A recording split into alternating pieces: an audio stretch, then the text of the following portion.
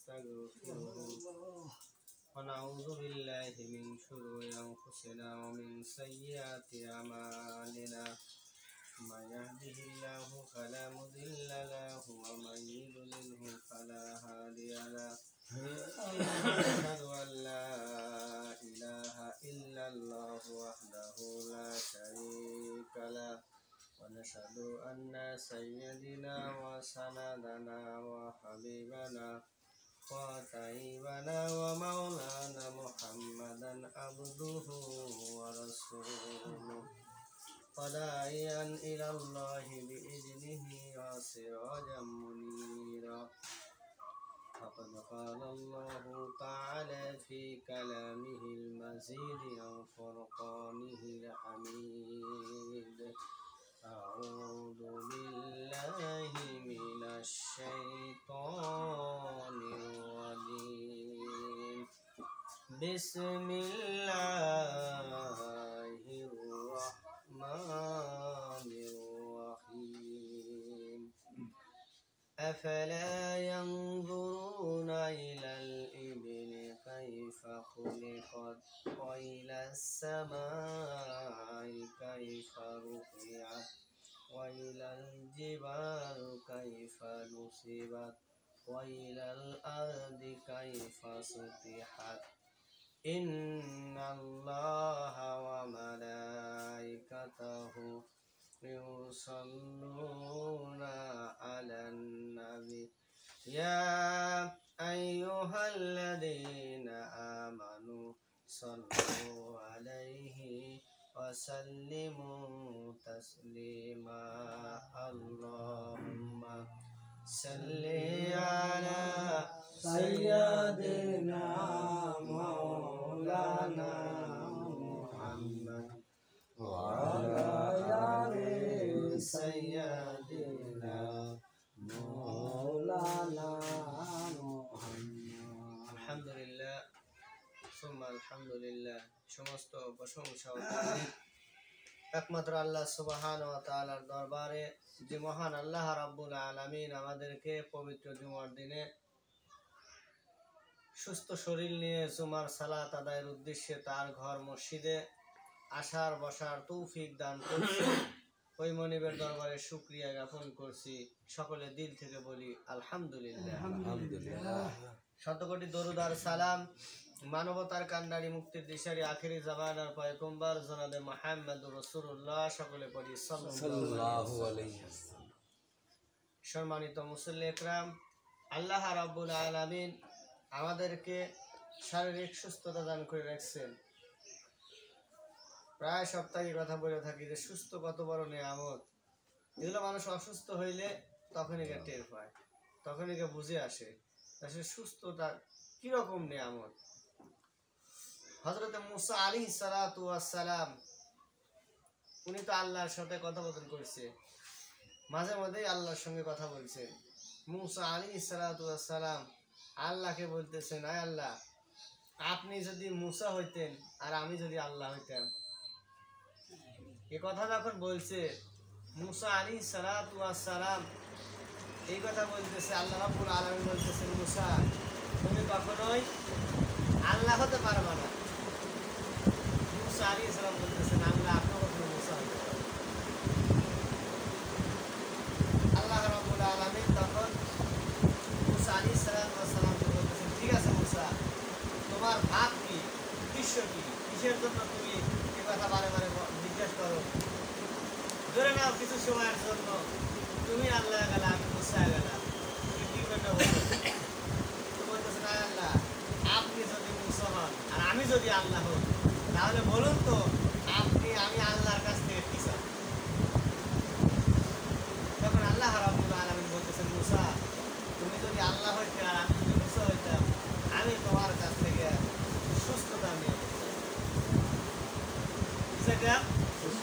সুস্থতা নিয়ে মুসা আলাইহিস সালাতু ওয়াস সালাম তখন বললেন, হ্যাঁ আল্লাহ, আসলে আমি কোনোদিনও আল্লাহ হতে পারবো না, আমি আপনার কোন জিনিসটা পছন্দনীয় এইটা জানার জন্যই আমি এই কথা বলছিলাম। যেহেতু আপনি বলছেন যে সুস্থতা হলো সবচেয়ে বড় কথা, আপনি সুস্থতাই চাইতেন, আমি আপনার কাছে চাচ্ছি আল্লাহ আমাকে আপনি সুস্থতা দেন।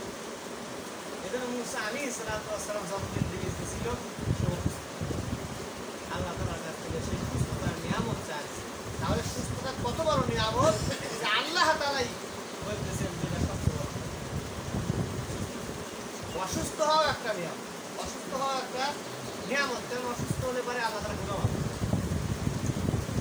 দুধ, গাভীর যে দুধ আছে, এই দুধ কি ভিটামিন নেয়? ভিটামিন খাওয়া ভালো না। এখন আপনি আমি যদি 1 লিটার দুধ খাই ভালো, কিন্তু একটা ছোট বাচ্চা সবে মাত্র জন্ম নিয়েছে, 2 দিন 5 দিন বয়স, কম যদি 1 লিটার দুধ খাওয়া যায় তাহলে ভালো হবে?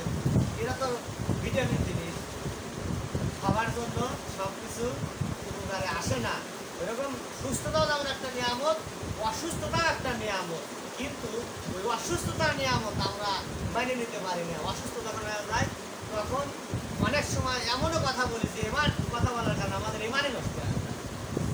জন্য আল্লাহ তাআলার কাছে বেশি বেশি শুকরিয়া আদায় করে আল্লাহ তাআলা আমাদের কিন্তু সুস্থ হয়েছে, শরীরে আমরা মসজিদ পর্যন্ত আমরা আল্লাহ তাআলার সৃষ্টি সম্পর্কে কিছু আজকে জানবো বা বোঝার চেষ্টা করবো। আল্লাহ তাআলা যে সৃষ্টি করছে, আল্লাহ তাআলার কত মাখলুকাত আল্লাহ তাআলা দুনিয়ার মধ্যে সৃষ্টি করছে, আমরা অনেক কিছু দেখতে পাচ্ছি আর অনেক কিছুই দেখতে পাচ্ছি না। যাই হোক, আল্লাহ রাব্বুল আলামিন সূরা গাশিয়ার মধ্যে আল্লাহ তাআলা বলতেছে, আফালা ইয়ানজুরুনা ইলাল ইবিলি কাইফা খুলিকাত। তারা কি দেখে না উটকে আমি কিভাবে সৃষ্টি করেছি? তারা কি উটের দিকে তাকায় না উটকে আমি কিভাবে সৃষ্টি করেছি? আল্লাহ তাআলা উটের কথা বললেন। আরো পশু পাখি আছে না, আরো প্রাণী আছে, কিন্তু আল্লাহ তাআলা উটের কথা বললেন। অবশ্যই উটের মধ্যে কোনো এমনও কিছু আছে যে জিনিসগুলো আমাদের জানা দরকার নাকি? এরপরে আল্লাহ রাব্বুল আলামিন বলতেছেন, ওয়াইলাস সামাই কাইফা রুফিয়াত। আল্লাহ তাআলা বলতেছে এবং আকাশের দিকে কিভাবে, আকাশের দিকে তারা কি তাকায় না যে কিভাবে তারা আল্লাহ তাআলা কিভাবে আকাশকে উদ্ভিন করে উপরে ঝুলায় রাখছে। আল্লাহ তাআলা আরো বলতেছে, ওয়াইলাল জিবালি কাইফা নুসিবাত। এবং তারা কি পাহাড়ের দিকে তাকায় না যে পাহাড়কে কিভাবে এরকম প্যারাকের মতো দাঁড় করায় রাখছে। এরপর আল্লাহ রাব্বুল আলামিন বলতেছে, ওয়াইলাল আরদি কাইফা নুসিবাত। এবং তারা কি জমিনের দিকে তাকায় না কিভাবে জমিনটা বিছানার মতো বিছায়া রাখছে। এই 4টে বিষয় নিয়ে কিছু সময় কথা বলবো। আল্লাহ তাআলা যে 4টে নিয়ামত আমাদেরকে দান করছে। 1 নম্বর আল্লাহ তাআলা বলতেছেন, আফালা ইয়ানজুরুনা ইলাল ইবিলি কাইফা খুলিকাত। আল্লাহ তাআলা বলতেছে তারা কি দেখে না যে উটকে কিভাবে সৃষ্টি করেছে? মুফাসসির ইকরাম বলেছেন এখানে প্রথমে উটের কথা কেন বলা হলো? এখানে উটের কথাই কেন প্রথম বলা হলো? কারণ উট এমন একটা প্রাণী, ওই সময় মরুভূমির প্রান্তরে উট ছাড়া চলাচলের কোনো পরিস্থিতি ছিল না। উট ছিল তাদের একমাত্র যানবাহন। এবং উট এত বড় শক্তিশালী একটা প্রাণী, অথচ সে খুব নম্র, সে খুব নম্র, উশৃঙ্খল না। এবং তার ঘাড়ের উপর অনেক বোঝাই দিয়ে মানুষ উপকৃত হয়, অনেক বোঝাই নিয়ে চলাচল করতে পারে। আর বিশেষ কারণ হলো উটের মধ্যে আল্লাহ এমন কিছু গুণ দিতে যা অন্য প্রাণীর মধ্যে আল্লাহ দেন না। আপনারা এখন এই কথা জানেন কিনা, উট কিন্তু 7 দিনের খাবার তার পেটের মধ্যে রাখতে পারে। 7 দিন নিঃশ্বাস না ফেলে আশেপাশে দেখতে পারে। জানেন আল্লাহ রাব্বুল আলামিন এই ক্ষমতা উঠে দিয়েছে। তার মধ্যে এমন এক জায়গা আছে সে অক্সিজেন ধরে রাখতে পারে। কারণ উট চলাচল করে কোথায়? মরুভূমির মধ্যে। মরুভূমির মধ্যে অনেক সময় বালু ঝড় হয়। আর আল্লাহ তাআলা ওদের মধ্যে এমন একটা শক্তি দিছে, বালু ঝড় হওয়ার আগে ও টের পায় এখন বালু ঝড়। আল্লাহ তাআলার সৃষ্টি, আল্লাহ তাআলার প্রত্যেকটা সৃষ্টি আপনি চিন্তা করবেন, আপনি বিরক্ত হবেন যদি আসলে মনোযোগ সহকারে যদি আল্লাহ তাআলা পাওয়ার জন্য সৃষ্টি চিন্তা করেন। উটের দিকে তাকায় দেখেন, উটকে আল্লাহ তাআলা এত সুন্দর করে বানাইছে। আপনি বসবেন, হেলান দিবেন, পিছনে গদির মধ্যে সিস্টেম করা আছে, পরে দেবেন উট থেকে পরে দেবেন, ধরার মতো সামনে উট আছে। উটের পিঠ দেখেন না আপনারা, উটের সিস্টেম কিরকম। তো উট যখন মরুভূমির মধ্যে চলাচল করে, যখন বুঝতে পারে যে ঝড় আসতেছে, বালু ঝড় আসতেছে, এখন তো চলাচল করা যাবে না, তখন উট কি করে, উট তার উটের ঝড় থাকে, তাকে নিয়েই পাহাড়ের ওই পূর্ব দিক থেকে ঝড় উঠে এসেছে পাহাড়ের পশ্চিম দিকে, বালুর পাহাড়ের পশ্চিম দিকে যায়, বালুর মধ্যে জোর করে মুখ খুশে দেয়, মুখ খুশে দিয়ে অপর প্রান্তে ধূপ করে দাঁড়ায় থাকে 2 দিন 3 দিন পর্যন্ত ঝড় আওয়াজে বেঁচে যাচ্ছে, ওই বালুর মধ্যে মুখ খুশে দিয়ে ও রদ করে থাকে, নিষেধ করে। খাদ্য আর পেটের মধ্যে আছে, প্রাণী আর খাদ্য পেটের মধ্যে আছে, 7 দিন পর্যন্ত না খায় তবে খাবার আর পেটের মধ্যে দিতে পারে। যখন বালু ঝড় হয়ে যায়, বালু ঝড় শেষ হয়ে যায়, তখন আবার আল্লাহ তাআলা এভাবেই বলে নাই, তারা কি দেখে না যে আমি উটকে কিভাবে সৃষ্টি করেছি? এরকম আল্লাহ রাব্বুল আলামিন উটকে এত সুন্দর করে সৃষ্টি করছে এবং এত শক্তিশালী হওয়ার পরেও এই উট মানুষের এত আনুগত্য করে দিছে, মানুষ যেভাবে চায় সেভাবেই সেভাবেই চলে। এজন্য আল্লাহ রাব্বুল আলামিন বলতেছেন, আফালা ইয়ানজুরুনা ইলাল ইবিলি কাইফা খুলিকাত, তবে কি উহারা দৃষ্টিপাত করে না যে উটের দিকে কিভাবে উটকে সৃষ্টি করা হয়েছে? কারণ উট থাকবে মরুভূমির প্রান্তে, মরুভূমির মধ্যে থাকবে, আর মরুভূমির যে আবহাওয়া, মরুভূমির যে পরিস্থিতি, ওখানে ওরকম জিনিসই দরকার, যার কারণে আল্লাহ রাব্বুল আলামিন ওখানেই সৃষ্টি মহিষ আছে না, মহিষকে আল্লাহ তাআলা এমন জায়গায় সৃষ্টি করেছে, এমন জায়গায় মহিষ থাকে ও পানির মধ্যেও থাকতে পারে। বরিশাল গেছিলাম নৌকোতে, মাঝখানে দ্বীপ চর, ওখানে দেখি অনেক মহিষ, ওই পানি হয়ে গেলে এবার পানির মধ্যে বাসে, ওরা পানির মধ্যে বাসে। আর আল্লাহ তাআলা গরুকে এমন ভাবে সৃষ্টি করছে ও পানির মধ্যে থাকতে পারে। যার যেখানে দরকার আল্লাহ রাব্বুল আলামিন তাকে সেখানেই সৃষ্টি করছে। এজন্য আমাদেরকে এই সকল সৃষ্টি নিয়ে আমাদের চিন্তা ফিকির করা দরকার যে আল্লাহ তাআলা যে এই যে সৃষ্টি করলে কিভাবে সৃষ্টি করছে চিন্তা করা দরকার, যে সে আল্লাহ রাব্বুল আলামিন যে আমাকে সৃষ্টি করছে, সে উটটাকে সৃষ্টি করছে, সে কত সুন্দর করে উটটাকে সৃষ্টি করছে। এরপরে আল্লাহ রাব্বুল আলামিন বলতেছেন, ওয়াইলা সামাই কাইফা রুফিআত, অর্থাৎ আসমান, আমরা একটা ঘর বানাইতে আমাদের ঘরের চতুর্দিকে কতগুলো খুঁটি দিতে হয়, মাঝখান থেকে এই মসজিদের মধ্যে দেখেন কতগুলো খুঁটি দেওয়া আছে, মাঝখান থেকে খুঁটি দেওয়া হয়। তারপরে অনেক দিন যখন হয়ে যায় তখন ওই ঘরের খুঁটি পরিবর্তন করে, মানে ঘর ভাঙে, ঘর একটা ঘর ভাঙে পড়ে। তাহলে বলুন তো, আজ পর্যন্ত যদি কোনো প্লেন চলতে যায় আসমানের খুঁটির হাতে ডিপ লাগছে, আল্লাহ তাআলা আসমানকে কিভাবে ঝুলায় রাখছে, আর আসমানকে সাজানোর জন্য আল্লাহ রাব্বুল আলামিন সুন্দর সুন্দর নক্ষত্র করেছে। রাত্রিবেলায় যখন এরকম তারকাগুলো দেখা যায় ফুলের মতো ফুটে ফুটে আসছে, আল্লাহ তাআলার সৃষ্টি কত সুন্দর, সুবহানাল্লাহ। এজন্য বলতেছেন যে তারা কি দেখে না যে আসমানকে কিভাবে উদ্দিন করে উপরে ঝুলায় রাখছে আল্লাহ তাআলা। এরপর আল্লাহ বলতেছেন, ওয়াইলাল জিবালি কাইফা নুসিবাত,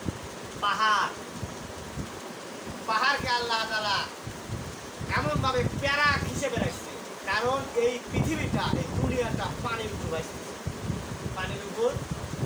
ভাসতেছে, ভাসমান অবস্থায় পানির উপর।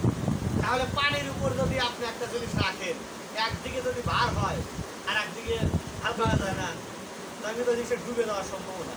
আর যখন সমতল করে রাখবেন, একদিকে ভার হবে, অপর দিকে একটু ভার উঠে দেবেন, দেখবেন যে ও সমতল আছে। আল্লাহ তাআলা যে সকল জায়গায়, যে সকল এলাকায় মানুষ বসতি কম, ওই সকল জায়গায় আল্লাহ রাব্বুল আলামিন বড় বড় পাহাড় বাঁধিয়ে বসছে ওই সমতল রাখার জন্য। কারণ এই পৃথিবীতে একটা পানির উপর ভাসতেছে, আল্লাহ তাআলা বলতেছেন, আমি পাহাড়কে প্যারাক সবুজ মেরে দিচ্ছি, পাহাড় সরবে না, পাহাড়কে প্যারাক সবুজ মেরে দিচ্ছি, আটকা দিচ্ছি, যেন সে এই পৃথিবীটা যেন এটা ভুলতে না পারে। সুবহানাল্লাহ। চিন্তা করছে, আমরা তো পাহাড় কাটে অনেক কাজে লাগাচ্ছি, পাহাড় কেটে লাগাচ্ছি, সাইন্সের একটা যাত্রা করছিলাম যে আপনারা পাহাড় কাটেন, বিনা প্রয়োজনে পাহাড় কাটেন না, এগুলো নিজের পায়ে নিজে কুড়াল মারা। এগুলো যদি করতেই থাকে, পাহাড় যদি কাটতে থাকে, তাহলে আমরা সময় আসবে পৃথিবীর ভারসাম্য নষ্ট হবে। তাহলে আল্লাহ তাআলা বলতেছেন, তারা কি দেখে না যে আমি পাহাড়কে কিভাবে রাখছি? এরপরে আল্লাহ তাআলা বলতেছেন যে ওয়াইলাল আরদি কাইফা সুতিহাত, অর্থাৎ এই যে জমিন, এই জমিনটাকে আমি বিছানা স্বরূপ বিছিয়ে আছি। সুবহানাল্লাহ। এই জমিনটাকে আল্লাহ তাআলা কি স্বরূপ দিয়েছে? বিছানা স্বরূপ, যার উপর আমরা শুয়ে থাকি, চলাচল করি। আমাদের রিজিক এই জমিন থেকে আসে। আমাদের রিজিক কোথা থেকে আসে? জমিন থেকে আসে। কিন্তু আল্লাহ তাআলা কি করছে জানেন? আমরা তো মনে করি জমিন থেকে আমাদের রিজিক আসে, অথচ আল্লাহ তাআলা বলতেছেন আসমান থেকে রিজিক দেয়। অর্থাৎ বৃষ্টির মাধ্যমে বান্দার রিজিক আসে। বৃষ্টির মাধ্যমে বান্দার রিজিক আসে। যখনই বৃষ্টি হওয়া বন্ধ হয়ে যাবে, বৃষ্টি হবে না, তখন আর জমিনে ফসল ফলবে। আল্লাহ তাআলা বৃষ্টির মাধ্যমে মানুষকে রিজিক দেয়। তাহলে আল্লাহ তাআলা বলছেন জমিনকে আমি সুন্দরভাবে বিছানা স্বরূপ বিছায়া দিছি, তারা কি এগুলোকে চিনতে পারে? তাহলে এই যে চারটে জিনিস বললে, এক নাম্বার উটকে আল্লাহ তাআলা কিভাবে সৃষ্টি করছে, 2 নম্বর আল্লাহ তাআলা আসমানকে কিভাবে ঝুলা রাখছে, 3 নম্বর আল্লাহ রাব্বুল আলামিন বলতেছেন পাহাড়কে কিভাবে রাখছে, 4 নম্বর এই জমিনকে আল্লাহ তাআলা যেভাবে পৃথিবীর মধ্যে আমাদেরকে চলাচলের জন্য আল্লাহ তাআলা কি সুন্দরভাবে বিছানা স্বরূপ বিছায়া দিয়েছে। এজন্য আমরা যদি আল্লাহ তাআলার এই সকল সৃষ্টি নিয়ে আমরা যদি সৃষ্টিটা বিক্রি করি, তাহলে আল্লাহ তাআলাকে পাওয়া আমার আপনার জন্য সহজ হয়ে যাবে। কারণ হলো আল্লাহ রাব্বুল আলামিন লক্ষাধিক মাখলুকাত সৃষ্টি করেছে, এক একজনকে আল্লাহ তাআলা এক এক রকম ভাবে সৃষ্টি করেছে। আল হায়াম একটা কিতাবের মধ্যে দেখছিলাম যে আল্লাহর এক বান্দা নদীর কাছে ঘুরতেছে, হঠাৎ করে দেখে যে বড় একটা বিচ্ছু খুব দ্রুত বেগে যাচ্ছে। আল্লাহর এই বান্দা চিন্তা করলো যে আল্লাহ তাআলা প্রত্যেকটা জিনিসকেই তো কোনো না কোনো কাজের জন্য আল্লাহ সৃষ্টি করেছে। এই বিশ্বটাকে কিসের জন্য সৃষ্টি করেছে? আমি একটু দেখতে চাই বিশ্বটা এত জন কোথায় যায়। ওই বিশ্বর পাশ ওই লোকটা হাঁটতেছে, হাঁটতে হাঁটতে হাঁটতে হাঁটতে এই বিশ্বটা নদী গ্রাম আসতেছে। আস্তে আস্তে হঠাৎ করে একটা কস্তুরি পানা ভাসতে ভাসতে চলে আসে। বিশ্বটা কস্তুরি পানা, এরপরে ঢেউ লেগে লেগে এই কস্তুরি পানা নদীর পার থেকে ও পার থেকে যাওয়া শুরু করে। আল্লাহর বান্দা দৌড় করলে ওই কস্তুরি পানার পাশ পাশ, কারণ ও দেখতে যাচ্ছে যে আল্লাহ বিশ্বটা কিসের জন্য বানাইছে, কিন্তু মানুষের কামড়ে ক্ষতি করে কিসের জন্য নাকি বানানো হয়েছে। এই বিশ্বর পাশে রওনা হয়েছে। দেখা গেল এই বিশ্ব এই কস্তুরি পানা ভাসতে ভাসতে নদীর পার চলে গেছে। ও পার যাওয়ার সাথে সাথে বিশ্বটা কস্তুরি পানার থেকে নেমে আবার হাঁটা শুরু করছে, আবার চলা শুরু করছে। এবার আল্লাহর বান্দা নৌকা থেকে নেমে বিশ্বর পিছনে যাচ্ছে, হাঁটতেছে, হাঁটতে হাঁটতে যাইতে যাইতে যা দেখে যে একটা গাছের নিচে একটা রাখাল শুয়ে আছে। গাছের নিচে একটা রাখাল শুয়ে আছে, ঘুমাইতেছে। হঠাৎ সে তার যে বকরিগুলো ছেড়ে দিয়ে সে আরামে এসে ঘুমাইতেছে, গাছের নিচে ঘুমাইতেছে। এখন সে তাকায় দেখে রাখাল ঘুমে আছে, কিন্তু একটা সাপ রাখালের মাথার উপর এরকম ফেনা করে গেছে, কামড় মারে। এখন আল্লাহর বান্দা চিন্তা করতেছে সর্বনাশ, আমি তো বিশ্ব পাশে এখানে সে দেখতেছি এই সাপটা তো লোকটাকে কামড় দিবে, সে একটা পাথর উঠেছে, ওই সাপটাকে ঢেল দিবে। এর মাঝখানে কিন্তু ওই যে বিশ্বর দিকে তার খেয়াল নাই, সাপের দিকে খেয়াল চলে গেছে। এখন সে ঢেল মারবে, এমন সময় দেখে এই বিশ্বটা ওই সাপের মাথার উপর, সাপের মাথার উপর উঠে পড়ে সাথে সাথে সাপকে যখন এই জায়গায় কামড় মারছে, সাপ হাতে ঠাসা পড়ে গেছে। পড়ে দেওয়ার পরে পাক পাইতে পাইতে কিছু সময় পরে সাপটা মারা গেছে। তখন ওই লোকের ওই আল্লাহর বান্দা হুঁশ আছে যে আসলে আল্লাহ তাআলা কোনো কিছু অনার্থক সৃষ্টি করে নাই। এই যে বিশ্বটাকে আল্লাহ রাব্বুল আলামিন ওখান থেকে হুকুম করেছে তুই তাড়াতাড়ি চলে যা। এই বিশ্বটা যখন নদীর কিনারে আসছে, আল্লাহ তাআলা কসুরিকে হুকুম করেছে তুই ওখানে চলে যা। কসুরি পার উঠছে, আল্লাহ তাআলা পানিকে নির্দেশ দিচ্ছে তো ধরে তাকে পার নিয়ে যা। বাতাসে উপর আনছে, আবার নামছে, আবার চলে আসে। আসে এই লোকটাকে, তাহলে এই মানুষটাকে আল্লাহ তাআলা বাঁচানোর জন্য, আশরাফুল মাখলুকাতকে আল্লাহ তাআলা শান্তিতে রাখার জন্য, সাপটাকে শেষ করার জন্য কত দূর থেকে বিশ্বটাকে আল্লাহ তাআলা নিয়ে এসে ওই সাপটাকে কামড় দেওয়া ওই লোকটাকে আল্লাহ তাআলা হেফাজত করে। তার মধ্যে লিখছে যে আল্লাহ তাআলা প্রত্যেকটা জিনিসটাকে আল্লাহ তাআলা মানুষকে আসল মাখলুকাতের জন্য সৃষ্টি করেছে। এই জন্য আমরা দু চোখে যা দেখি সব কিছুই আমাদের উপকারের জন্য আল্লাহ তাআলা সৃষ্টি করেছে, আমাদের জন্য সৃষ্টি করেছে। তাহলে আমাদেরকে কিসের জন্য সৃষ্টি করেছে? আল্লাহ তাআলা আশরাফুল মাখলুকাত আমাদেরকে বানাইছে, সব কিছু সৃষ্টি করেছে আমার আপনার জন্য। আর আমার আপনাকে আল্লাহ তাআলা কিসের জন্য সৃষ্টি করেছে? বলে সব কিছু সৃষ্টি করেছে আমার আপনার জন্য, কিন্তু আমাকে আপনাকে আল্লাহ তাআলা সৃষ্টি করেছে আল্লাহ তাআলার গোলামি করার জন্য, আল্লাহ তাআলার নির্দেশ মানার জন্য, আল্লাহ তাআলার হুকুম পালন করার জন্য। কিন্তু আফসোস, আমরা আজ দুনিয়ার মধ্যে আল্লাহ তাআলার দেওয়া সব নিয়ামত আমরা ভক্ষণ করতেছি, সব নিয়ামত আমরা ব্যবহার করতেছি, কিন্তু আল্লাহ তাআলার ইবাদত বন্দেগী আমরা করতেছি না। আল্লাহ তাআলা যে পথে চলার কথা বলেছে আমরা সে পথে চলতেছি না। এভাবেই যদি চলতে থাকি তাহলে আমাদের অবস্থা কিন্তু ভয়াবহ হবে। এই যে সূরা আমি আলোচনা করতেছি সূরা গাশিয়া, এই সূরার প্রথম দিকে আল্লাহ রাব্বুল আলামিন বলেছেন 17 নম্বর আয়াত থেকে আলোচনা শুরু করেছেন। কিন্তু আল্লাহ তাআলা প্রথমেই বলতেছেন হাল আতাকা হাদিসুল গাশিয়া। আল্লাহ তাআলা প্রথমে বলতেছেন যে হাল আতাকা হাদিসুল গাশিয়া। আল্লাহ নবীকে বলতেছে, হে নবী আপনার নিকট কি ওই সংবাদটা আসে নাই, অর্থাৎ কিয়ামতের দিবসের কথা। অর্থাৎ আল্লাহ রাসূল কারীম সাল্লাল্লাহু আলাইহি ওয়াসাল্লাম একদিন পথ দিয়ে যেতেছে, একটা মহিলা মানুষ এই সূরাটা তেলাওয়াত করতেছে, এই সূরাটা তেলাওয়াত করতেছে হাল আতাকা হাদিসুল গাশিয়া। অর্থাৎ তোমার নিকট কি ওই কিয়ামতের সুসংবাদ আসবে, কিয়ামতের সংবাদ আসে নাই। আল্লাহ রাসূল এই আয়াত শুনলেন, মনোযোগ সহকারে শুনলেন এবং আল্লাহ রাসূল বলতেছে, মুখে বলতেছে, হ্যাঁ আমার নিকট ওই সংবাদ এসেছে, আমার নিকট ওই সংবাদ এসেছে। সেই দিন অনেক মুখমণ্ডল অবনত হবে, মানুষের অনেকের মুখ মুখমণ্ডল খারাপ হয়ে যাবে। ওই দিন এমন পরিস্থিতি হবে আলিমাতুন নাসিবা, অর্থাৎ মানুষের আমল যখন প্রকাশ পাবে, আজ দুনিয়ার মধ্যে মানুষ সফলতার জন্য অনেক কিছুই করে। তারা যে ওই সকল মানুষ ওই সময় যে ক্ষতিগ্রস্তের মধ্যে পড়বে, তারা যে দুনিয়ার মধ্যে আল্লাহর ইবাদত বন্দি করে নাই এমন কিন্তু তারা আল্লাহর ইবাদত বন্দি করছে। কিন্তু এখানে বলা হয়েছে যে উদ্দেশ্যে ইবাদত বন্দি করছে, অর্থাৎ আল্লাহ তাআলাকে পাওয়ার জন্য, কিন্তু তাদের যে ইবাদত বন্দি ছিল এইটা আল্লাহ তাআলা হুকুম বা রাসূলের তরিকা মতো ছিল না থাকার কারণে তারা পরিশ্রম করছে ঠিকই, কষ্ট স্বীকার করেছে ঠিকই, কিন্তু ওই দিন তারা এর থেকে কিছুই পাবে না। হযরত ওমর ফারুক রাদিয়াল্লাহু তাআলা আনহু তিনি সফরে গিয়েছিলেন, ওখানে এক খ্রিস্টান পাদ্রী তার সঙ্গে সাক্ষাৎ করার জন্য আসলেন। সে ইবাদত করতে করতে এমন একবার কঙ্কাল হয়ে গেছে, এই আয়াতের ব্যাখ্যার মধ্যে আছে, কঙ্কাল হয়ে গেছে। ওমর রাদিয়াল্লাহু তাআলা আনহু তাকে দেখে চোখের পানি ছেড়ে কাঁদছে। যে ওমর তার সন্তানকে অন্যায় করা, তার সন্তান অপরাধ করছে, এর শাস্তি দেওয়ার জন্য তার নিজের সন্তানকে আঘাত করতে করতে দুনিয়া থেকে বিদায় করেছে। এত শক্ত দিলের মানুষ ছিল।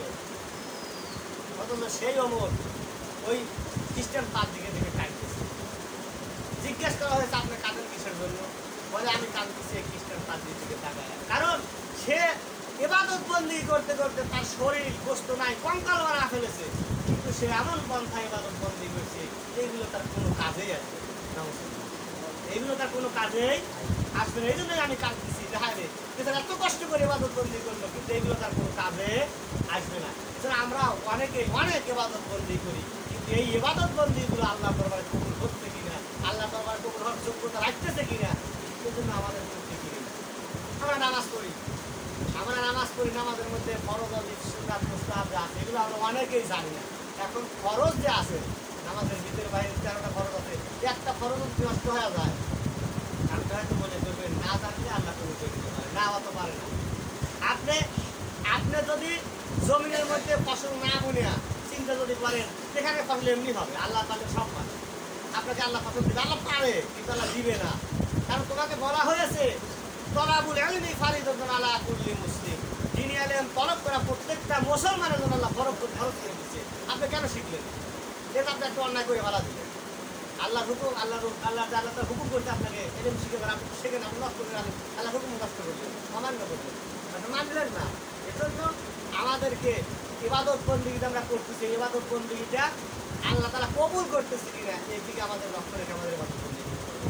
এজন্য আমরা যারা নামাজ পড়ি, বিশেষ করে নামাজটা আমাদের কীভাবে করা দরকার, আমাদের সেভাবে নামাজ পড়তে হবে। শুধু নামাজই না, আমরা যে আমলগুলো করি, যে কাজগুলোই করি না, প্রত্যেকটা কাজ যেন আল্লাহ তাআলা কবুল করে সেই হিসাবে আমাদের কাজগুলো করতে হবে। নইলে অনার্থক এই কথাই বলা হয়েছে যে তারা আমল যে করে নাই তা না, আমল করছে ঠিকই, কিন্তু এই সকল আমলের বিনিময়ে তারা কিছুই পাবে না।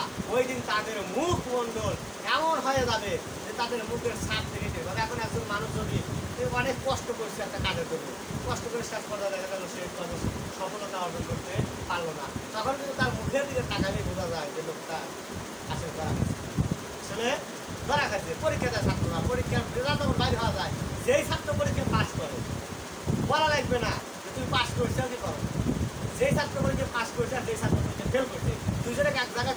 দিবেন, এমনি টের পাওয়া যাবে কেটে পাস করতে পারবে। কারণ তাদের মুখের ছাপ দেখে দিশে পাওয়া যাবে যে এই ছেলেটা পাস করছে আর এই ছেলেটা পাস করে নাই। হাসরের ময়দানে যখন মানুষের আমলনামা যখন কাছে চলে আসবে, তখন তাদের মুখের দিকে তাকাইলে আল্লাহ তাআলা বলছেন তাদের মুখ এমন হয়ে যাবে, মুখের দিকে তাকাইলে টের পাওয়া যাবে ধরা খায় সেটা আমল করছিল, সে একটা আমল কবুল হয়। এজন্য আসুন আমরা যে আমলগুলো করি আল্লাহ তাআলাকে সন্তুষ্টি করার জন্য, আল্লাহ তাআলা কবুল করে সেভাবে আমরা আমল করি। আর বিশেষ করে যে কথাগুলো বললাম চারটে জিনিস, আল্লাহ তাআলা উঠতে কেমন ভাবে সৃষ্টি করেছে, আল্লাহ তাআলা আসমান কিভাবে সৃষ্টি করে রাখছে, আল্লাহ তাআলা পাহাড় কিভাবে সৃষ্টি করছে, আর এই জমিনটা কিভাবে সৃষ্টি করছে, এই সকল আল্লাহ তাআলার সৃষ্টি নিয়ে আমরা চিন্তা করি। আল্লাহ তাআলা অপর জায়গায় বলছে বুদ্ধিমান হলো তারা যারা রাত দিনের পরিবর্তন নিয়ে চিন্তা ফিকির করে, রাত আর দিনের পরিবর্তন এইটা নিয়ে তারা চিন্তা ফিকির করে, বসে শুয়ে দাঁড়ানো অবস্থায় সকল অবস্থায় আল্লাহ তাআলাকে যারা স্মরণ করে তারাই হলো প্রকৃতপক্ষে বুদ্ধিমান। এজন্য আমরা যদি বুদ্ধিমান হতে চাই তাহলে আল্লাহর সৃষ্টিকে আমাদের অবশ্যই চিন্তা ফিকির করতে হবে। আল্লাহ সুবহানাহু ওয়া তাআলা যে কথাগুলো